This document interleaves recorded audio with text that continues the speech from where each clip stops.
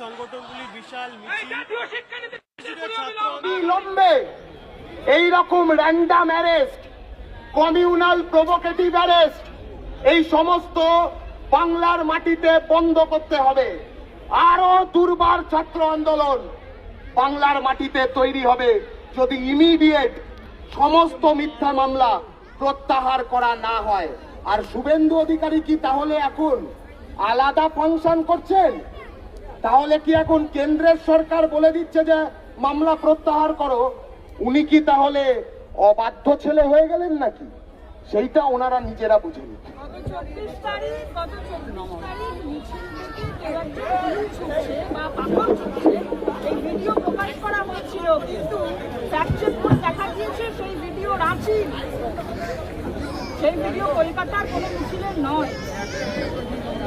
এই সমস্ত ফ্যাক্ট চেকারদের বলবো, গতকাল ধর্মতলার মোড়ে বামপন্থী ছাত্র সংগঠন, বামপন্থী যুব সংগঠন, বামপন্থীদের লাল পতাকা এই সমস্ত যারা পোড়াচ্ছিল তাদের সেই ভিডিও কেন হচ্ছে সম্প্রচারিত করা হলো না?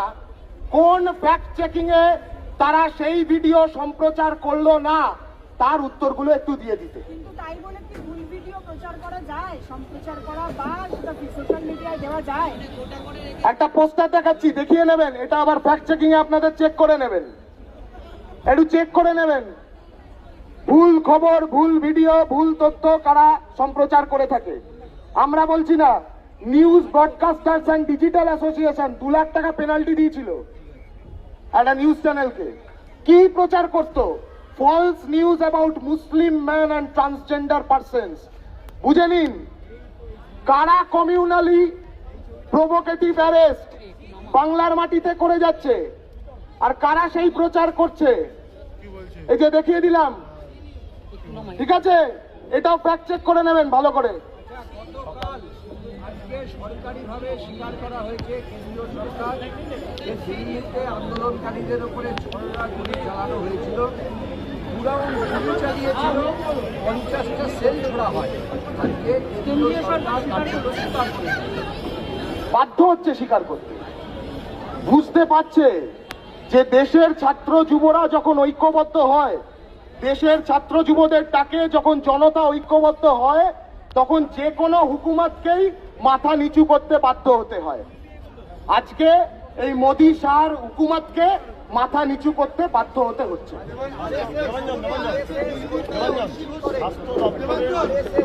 দেখুন একটা বিষয়কে একটুখানি স্পষ্ট বুঝে নিন যে শুধু দিল্লি নয়, বিহারেও গুলি চালানোর ঘটনা আমরা দেখেছি। একের পর এক ভিডিও বাইরে আসে, বিহার থেকে, দিল্লি থেকে শুরু করে প্রায় দেশের সমস্ত রাজ্যে। আমরা দেখেছি যে বর্তমানে পরিস্থিতিটা দাঁড়িয়ে গেছে রাষ্ট্র ভার্সেস জনতা। যখন যখন জনতা সাধারণভাবে নিজেদের গণতান্ত্রিক দাবিগুলো নিয়ে এগিয়ে এসছে, এই সরকার বিগত 12 বছর ধরে বিভিন্নভাবে তাদের প্রশাসন, পুলিশকে ব্যবহার করে এই ধরনের দমনমূলক নীতি নিয়েছে। কিন্তু এটাতে আন্দোলনকে দমানো যায়নি, আগামী সময়েও যাবে না। আজকে বিহার থেকে শুরু করে সমস্ত জায়গায় যে অর্ডারগুলো আমরা দেখছি যে মামলা প্রত্যাহার করা হচ্ছে, তার কারণটা হচ্ছে যে তারা জানে তারা দোষী। বিহারেও বারবার দেখা গেছে AK-47 তাক করে গুলি করা হচ্ছে ছাত্র যুবদের দিকে। এই ঘটনাগুলো শুধুমাত্র হিউম্যান রাইটস ভায়োলেশন নয়, এটা স্পষ্টভাবে দেখিয়ে দেয় যে কিরকম ভাবে এই কেন্দ্রীয় সরকার একের পর এক জনবিরোধী অবস্থান নিচ্ছে। মিছিল হয়েছে RSS এবং এরা কলকাতায় 2টো বড় বড় মিছিল করে এবং সেখান থেকেও তারা স্লোগান দেয় যে যারা দেশদ্রোহী তাদের বিরুদ্ধে কঠোর ব্যবস্থা নেবে। কারা দেশদ্রোহী? যারা দেশের ছাত্রদের দিকে AK-47 উঁচিয়ে ধরবার নির্দেশ জারি করছে তারা দেশদ্রোহী নয়?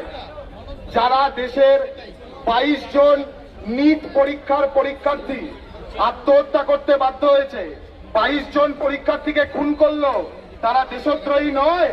তারা কি দেশভক্ত নাকি? গোটা ভারতবর্ষের মাটিতে এটা স্পষ্ট হয়ে যাচ্ছে প্রতিদিন।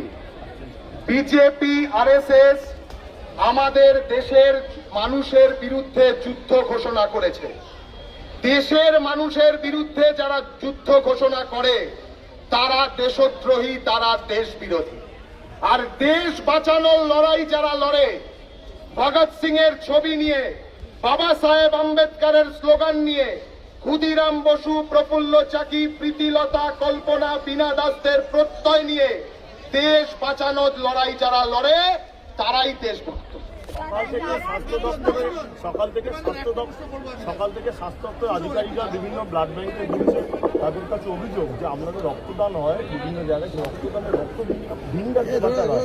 দীর্ঘদিন ধরেই আমরা এই নানান কথা, এই যে ব্লাড ব্যাংকগুলোকে নিয়ে দীর্ঘদিন ধরে আমরা বলে আসছি। তৃণমূল সরকারের আমলেও এই একই ব্যাপার হয়েছে, বিজেপির আমলে এইসব বাড়ছে। তৃণমূল ব্লাড ব্যাংকগুলো থেকে ব্লাড পাচারের চক্র তৈরি করেছিল, বিজেপি এখন সেই চক্রটাকে আরো প্রশস্ত করবার বন্দোবস্ত করছে।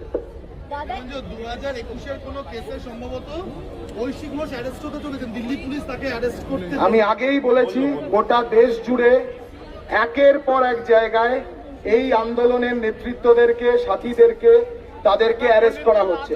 মিথ্যা মামলা তাদের ওপর লাগু করা হচ্ছে। ইমিডিয়েট সমস্ত মিথ্যা মামলা প্রত্যাহার করতে হবে, সমস্ত বন্দীদেরকে মুক্তি দিতে হবে। ঐশী সহ গোটা দেশ জুড়ে, গোটা বাংলা জুড়ে যাদেরকে মিথ্যা মামলায় ফাঁসানো হয়েছে প্রত্যেককে মুক্তি দিতে হবে, মিথ্যা মামলা প্রত্যাহার করতে হবে।